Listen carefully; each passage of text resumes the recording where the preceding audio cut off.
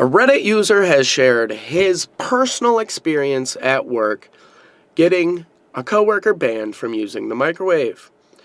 Allegedly, this coworker cooked a raw steak in the microwave straight on the glass plate, no paper plate, nothing, and refused to clean it up.